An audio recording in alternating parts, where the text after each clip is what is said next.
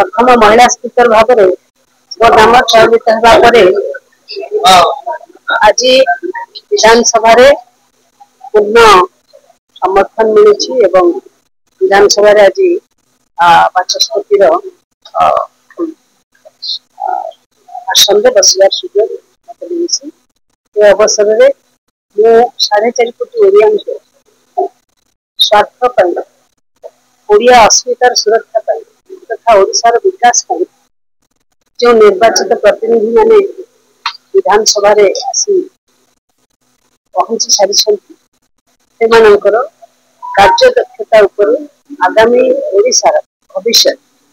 निर्भर करुवा समस्त अभिनंदन जनावा सहित एक निरपेक्ष बाचस्पति हिसाब से पंडित नीलकंठ दास आरंभ कर अनेक पूर्वसूरी मानकर जो परंपरा रही से परंपरा को बजाय रखी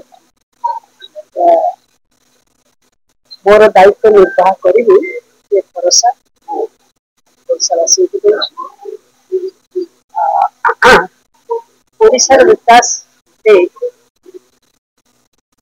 विधि प्रणयनकारी जी भूमिका रही ओडिशावासी प्रत्यक्ष सहयोग स्वीकृति आवश्यकता रही आंचलिक समस्या उपस्थापन एवं तार समाधान ये सरकार निश्चित भाव में कर विश्वास मत